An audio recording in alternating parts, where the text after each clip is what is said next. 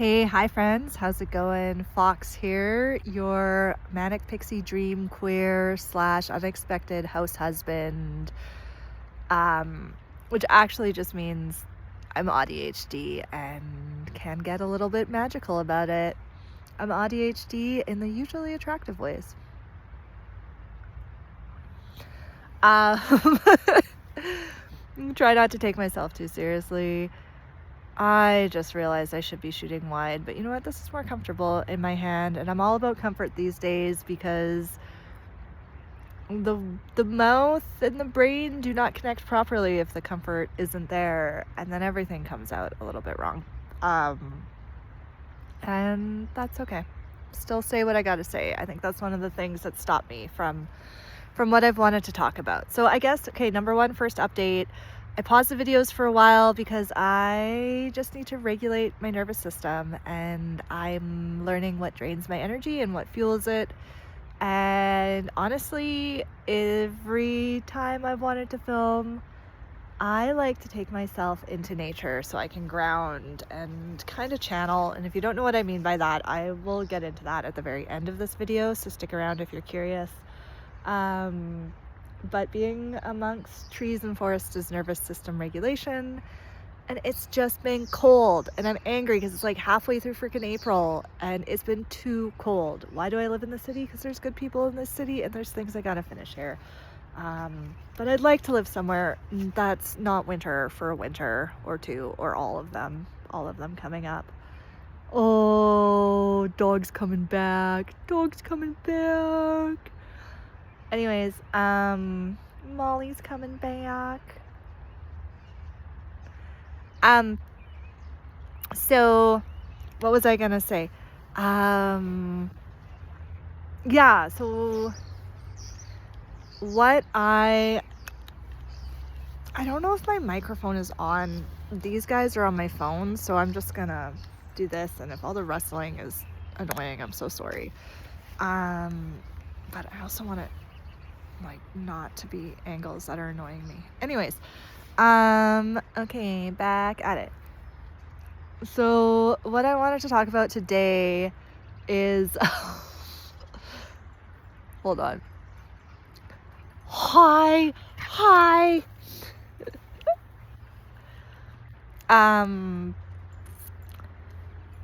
I've been thinking about, I had a conversation with someone this summer, and it was like, they asked me what I thought. I didn't even have my own diagnosis yet, and they asked me what I thought about the like rise in autism diagnosis and if it was linked to vaccines. Hi. Oh my gosh, hi. She's sweet. She is. Yeah. She's just happy to be home. I get that. Me too. Come on, Mom. Molly, come on. You have a great day. You too.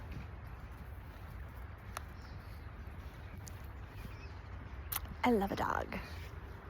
I'm gonna get me one of these days.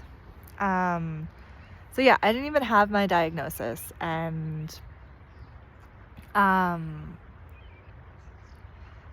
someone had asked me if I thought it was linked to vaccines, the rise in diagnoses, and I was like, no, I just had this pure disbelief that I was actually talking to someone who thought that way. Like, I thought those people didn't exist, and I didn't think they'd be in my immediate vicinity. And that's like, that sounds really judgy, and I don't mean it that way. I'm actually trying to like talk a little bit about my own.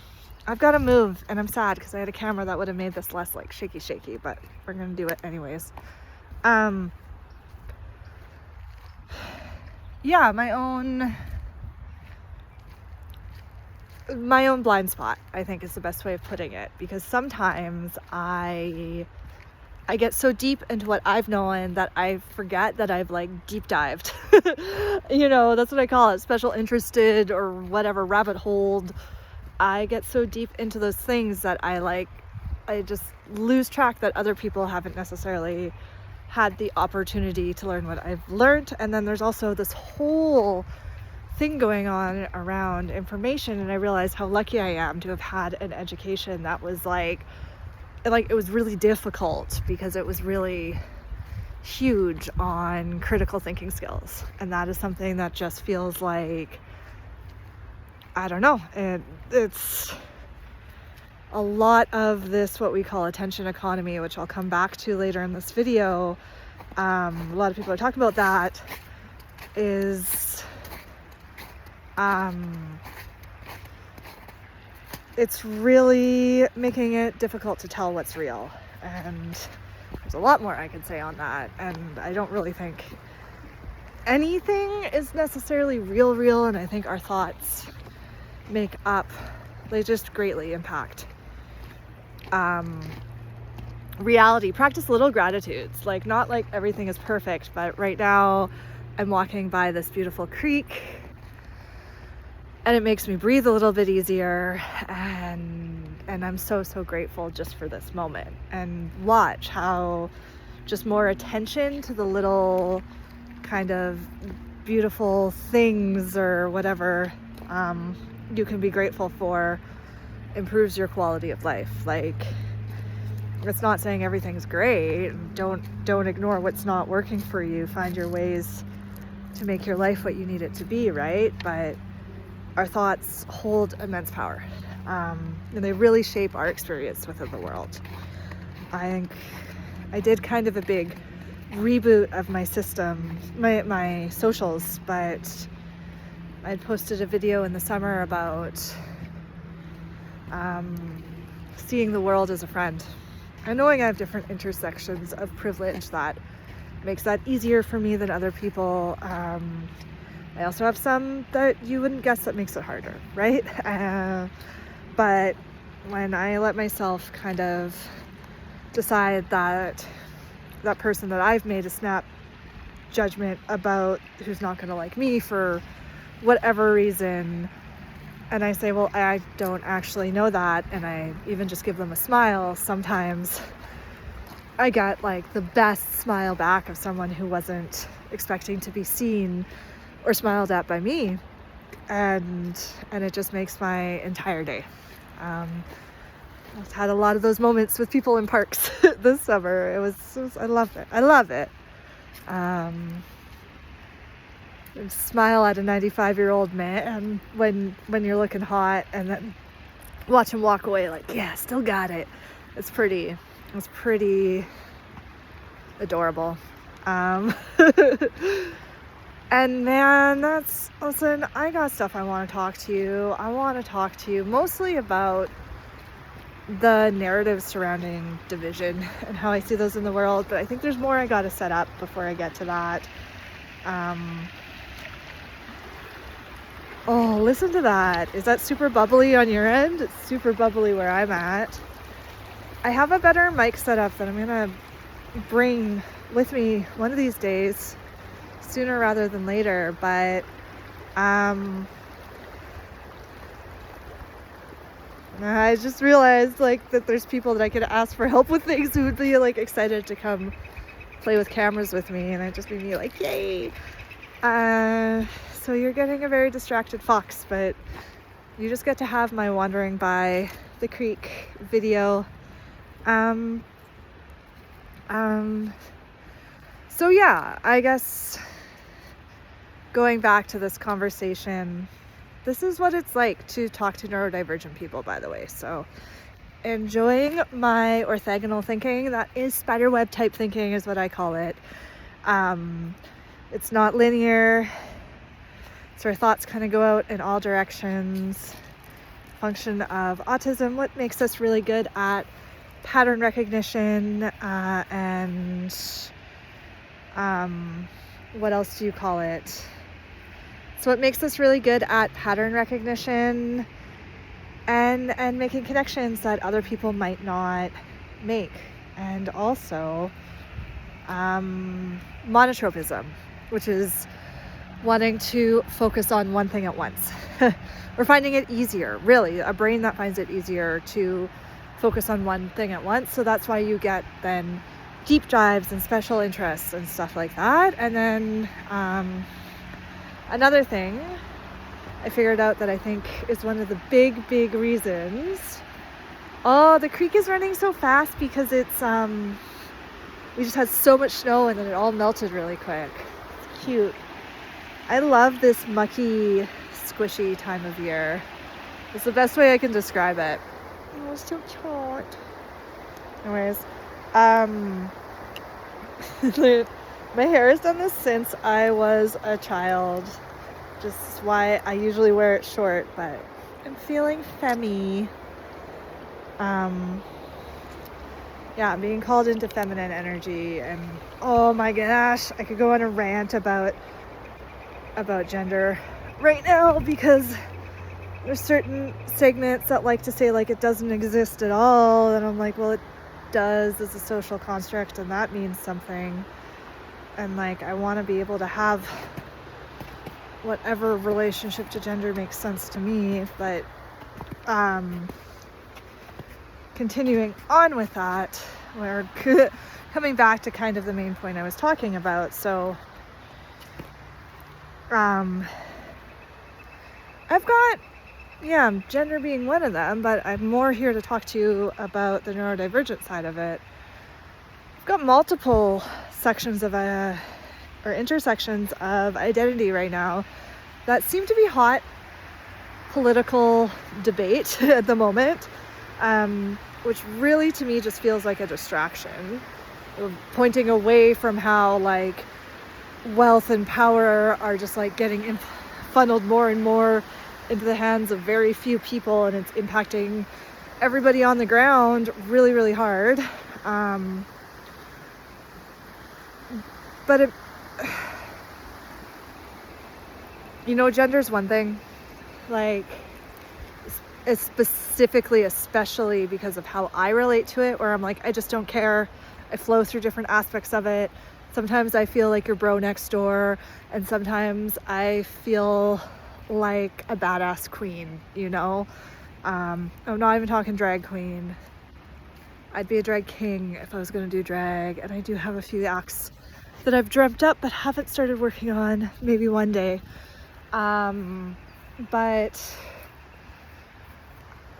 that looks really muddy. I'm not going to do that. But I guess what I really wanted to get at is, so for me, gender's not like the hot button priority, because I don't really care what gender other people place on me. It feels like it says a lot more about their relationship to gender than it does about my actual relationship to gender,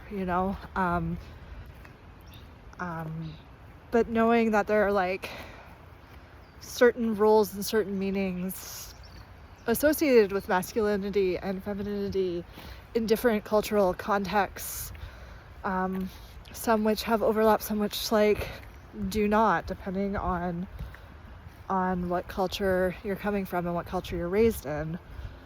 But autism, I don't need whether or not how my brain works and if it is a disability or not up for debate, especially by healthcare practitioners.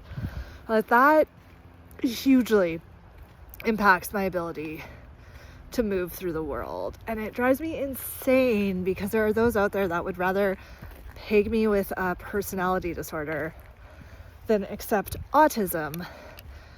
And yet, from what I've been learning and reading, there seems to, not that anyone's been making this point directly, this is a point that I'm putting together as I look at all the things I've been hearing and reading and kind of from both sides, is like, it seems like there's a lot more hard scientific evidence of autism than there is personality disorders at all. Like, at least when you're looking at autism, you're getting into the neuroscience of it. And like, here's a fun fact: processing speeds when it comes to logic and reasoning in autistic brains are way higher than allistic brains or non-autistic brains. But emotional processing speeds are way shorter.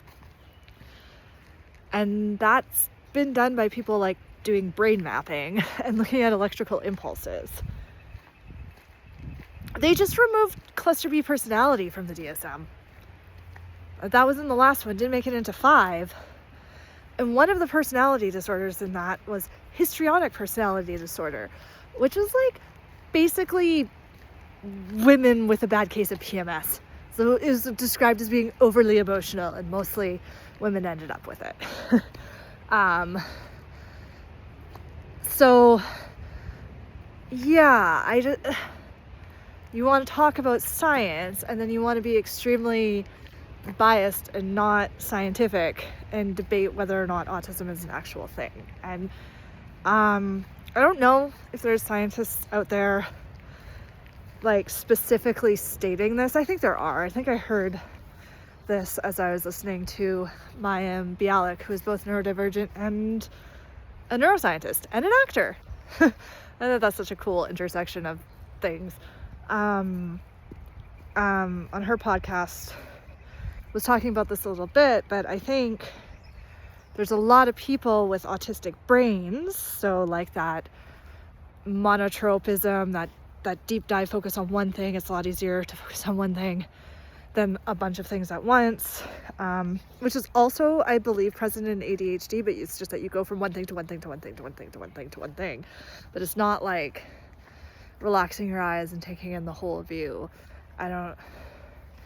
You're just not seeing much. I don't get it. But again, I don't have a brain. I don't have an holistic brain. I have an autistic brain. And then the orthogonal of like spiderwebby versus linear. And I can kind of fit stuff into linear as much as I have to, but I'm not really happy with like a list that goes like this unless it links to like 5 other places and we can get complex about it. And when I get to do that, my brain actually relaxes. If I try to make something one thing, a straight list that's like bump, bump, bump, bump, my brain, it sees too much complexity and then it like gets exhausted trying to simplify it down. Hence why I think I've been having a really hard time posting videos. Are you still with me? If you are, congrats. You may either be neurodivergent or used to being around a lot of neurodivergent people, in which case count yourself lucky for the complexity, and I understand the challenges as well. And I guess it maybe makes me want to come to the social model of disability. And so it's basically that disabilities are not inherently good or bad, but a measure of a person's ability to easily fit within the present day structures of the society around them. And so going back to that question I got asked a long time ago, less than a year,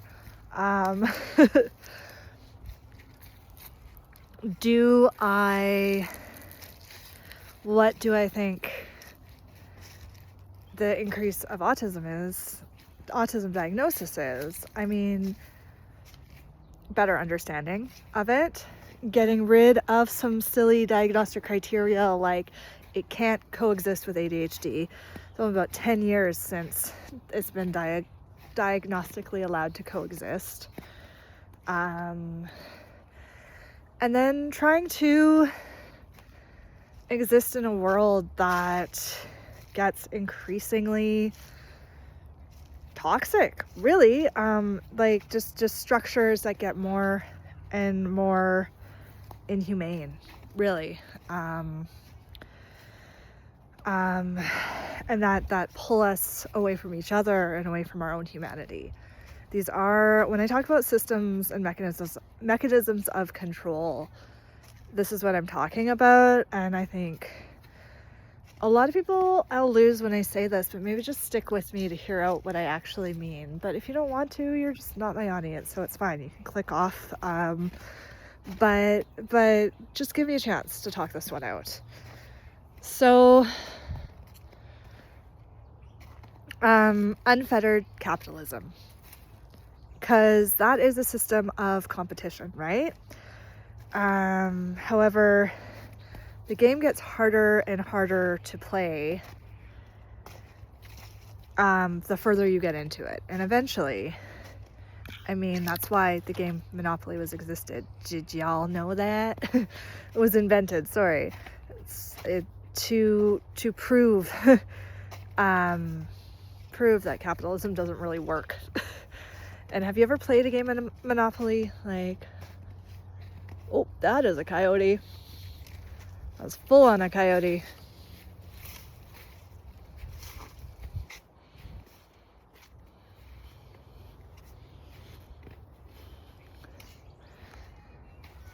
And that's what right now is about. It's about seeing the tricks. I say that because Coyote is a trickster. Oh, he definitely seems less perturbed by me than I do by him.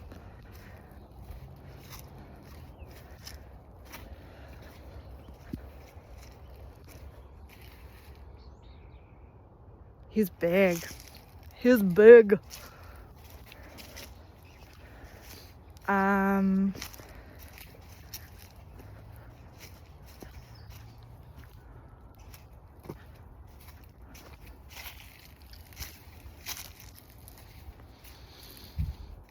Now I'm wandering towards the smell of campfire. But yeah, so what else do I have to say? So seeing the tricks, and that is, you know, a lot of people are saying it, that the systems are designed exactly as they were meant to. And so when I say unfettered capitalism, I'm not saying like take away people's ability to like have resources and put it in the hands of corrupt governments. I think that's the alternative a lot of people jump to when you even start to mention, you know, not loving capitalism. But look at where we are, right? And this conversation came up for me at a sauna because we were talking about billionaires, and I'm like, so what's the end game? And then this guy was like, no, don't worry, it'll all balance out. And I'm like, no, yeah, I'm on that same train too. I actually do believe it.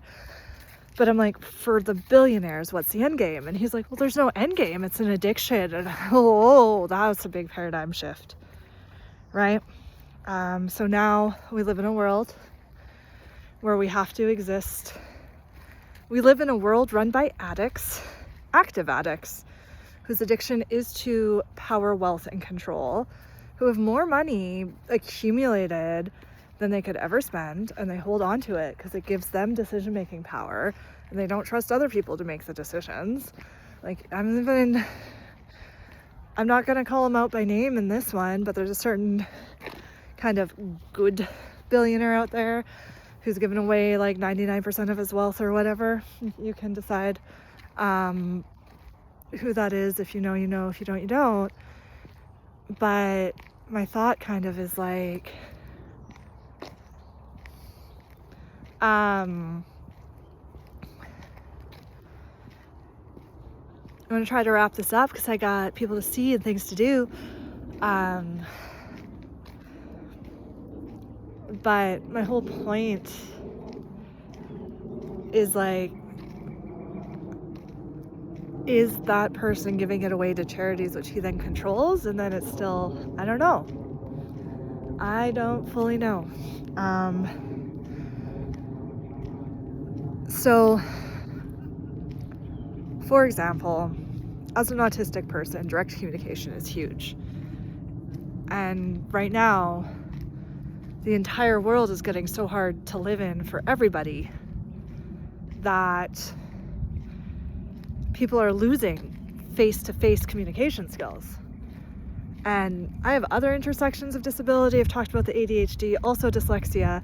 So all of a sudden, like, text communication becomes extra tricky, and I can't have that face-to-face feedback. Sometimes it's better for me because I can like get my thoughts in order and not lose the point, you know, not lose the plot. But I need both, like I really do. And I'm finding less and less people who are able to actually sit and hold a conversation. And so let's come back to addiction for a minute, because before I knew I was autistic, I fell into addiction. Not the hard stuff, it never did it for me. But so deep into the soft stuff like cannabis and phone addiction. Do you know that blue light does similar things into your brain as cocaine? I still get that one sometimes. That's why I try not to be on these devices or online too much. But I also got things that I want to share that I feel are worth sharing, and until they become art, they can be this, you know? And so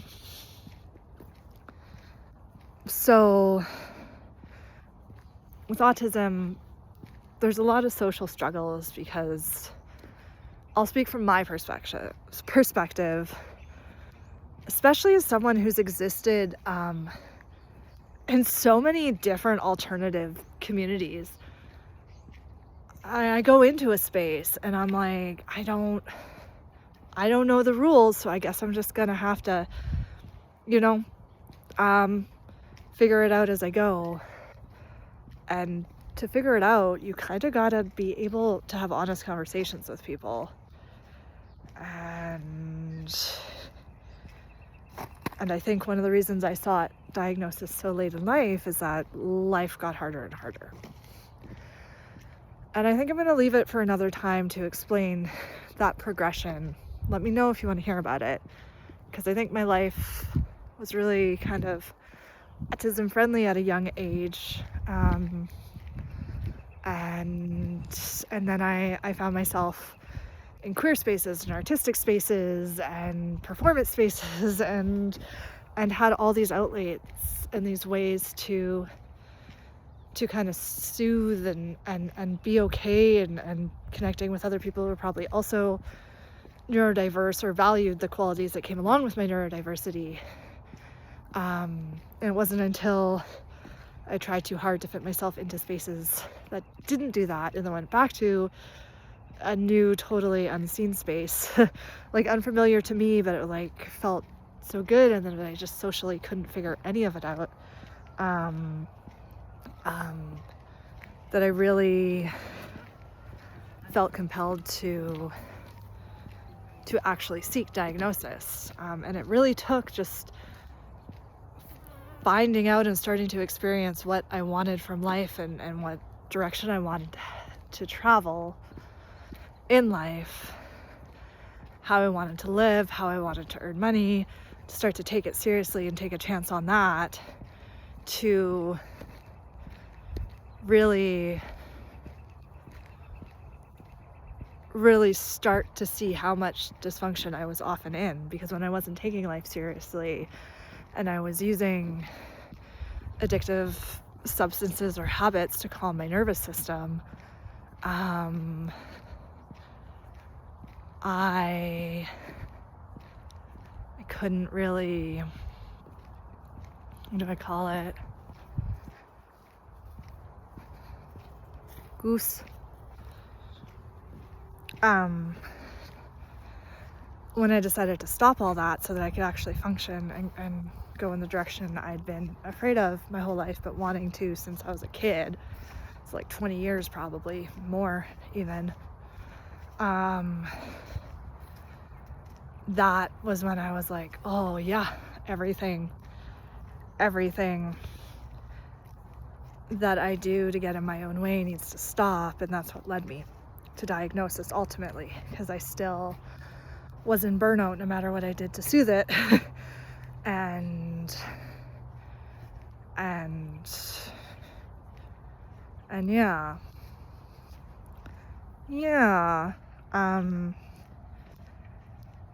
So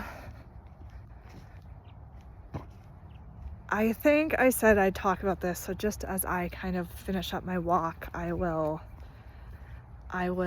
wrap this up by saying that one of the things that led me to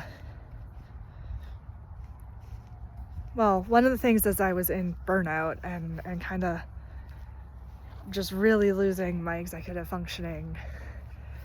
I deep dived into esoteric knowledge, magic, tarot, astrology, meditation, because I remembered I'd loved that at a young age, and I let myself deep dive back in, and that really was what